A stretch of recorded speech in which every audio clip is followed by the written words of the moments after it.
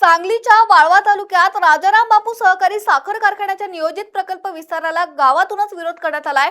साखराळे येथे युवा शक्ती संघटनेच्या माध्यमातून तरुण शेतकरी आणि ग्रामस्थांनी आंदोलन सुरू केलंय। साखराळे ग्रामपंचायत कार्यालयासमोर आमरण उपोषणाला सुरुवात करण्यात आली आहे। नियोजित प्रकल्प विस्तारामुळे शेती आणि नागरिकांच्या आरोग्यावर विपरीत परिणाम होण्याची शक्यता असल्याचा आरोप आंदोलकांनी केलाय। मागण्या मान्य होईपर्यंत आमरण उपोषण सुरूच ठेवण्याचा आंदोलकांनी इशारा दिलाय।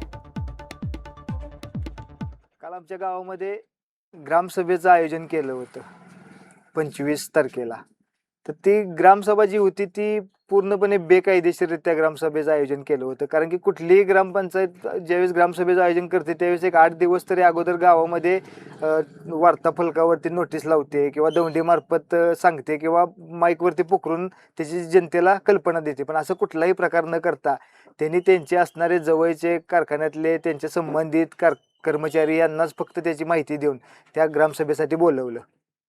ह्याची माहिती आम्हाला सकाळी 11 साडे 11 वाजता लागल्यानंतर आम्ही आमचे जे असणारे युवा शक्तीचे सगळे सदस्य आहेत, आमचे ज्येष्ठ मार्गदर्शक आहेत, या सगळ्यांचे आमचं ठरलं की बाबा ग्रामसभा जर अचानक घेतली असेल तर जे आपल्या आता गावावरती जो सगळ्यात मोठं संकट आहे, आरोग्याचं संकट आहे, की जे राजाराम बापू कारखान्याचं जे प्रकल्प विस्तारीकरण चालू आहे त्याच्याबद्दल गेले 2 महिने झाला आमचं जी कारखान्यासोबत असणारं वादविवाद आहेत किंवा ते जे बेकायदेशीर प्रकल्प उभा करायला लागले त्याच्याबद्दल असणारे जे आमच्या हरकती आहेत किंवा आमच्याकडे जे काही पुरावे आहेत ह्याच्याबद्दल आम्ही प्रशासनाकडे दाद मागत असतानाच अचानक ही ग्रामसभा घेतली। तर आपण साखराळेची ग्रामसभेत गावात असणाऱ्या कारखान्याला होणाऱ्या त्या प्रकल्पाला विरोध आहे, तर त्यासाठी आपण ग्रामसभेत हे मांडण्यासाठी आम्ही इथं आलो।